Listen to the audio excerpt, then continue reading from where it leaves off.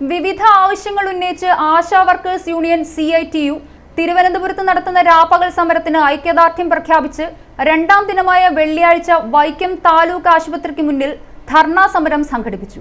Honorarium വർദ്ധിപ്പിക്കുക, ഉപാധികളില്ലാതെ നൽകുക, മാസാമാസം കൃത്യമായി വേതനം നൽകുക, ശൈലിക്ക് തീരുമാനിച്ച വേതനം നൽകുക, ശൈലി സർവേയിൽ നിന്നും OTP സംവിധാനം എടുത്തുകളയുക, ആശാ വർക്കർമാരുടെ പ്രവൃത്തി സംബന്ധിച്ച് തീരുമാനിച്ച സർക്കുലർ ഇറക്കുക, ഉദ്യോഗസ്ഥരുടെ താൽപര്യമനുസരിച്ച് സർവേയും സർക്കുലറും ഇറക്കുന്നത് അവസാനിപ്പിക്കുക, പെൻഷൻ പ്രായം നിശ്ചയിച്ച് അർഹതപ്പെട്ട ആനുകൂല്യങ്ങൾ നൽകിവിടുക എന്നീ ആവശ്യങ്ങൾ ഉന്നയിച്ച് വൈക്കം താലൂക്ക് ഹോസ്പിറ്റൽ മുന്നിൽ നടന്ന ധർണാ സമരം CITU ഏരിയ കമ്മിറ്റി അംഗം മഞ്ജു ജലജൻ ഉദ്ഘാടനം ചെയ്തു.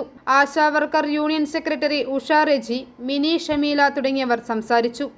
കിട്ടുന്നില്ല, ഇവരുടെ വേതനം കറക്റ്റായിട്ട് ലഭിക്കുന്നില്ല, മാസവേതനങ്ങളാണേലും മുടങ്ങിപ്പോകുന്ന ഒരു സ്ഥിതിയാണ് ഇപ്പോൾ കണ്ടുകൊണ്ടിരിക്കുന്നത്.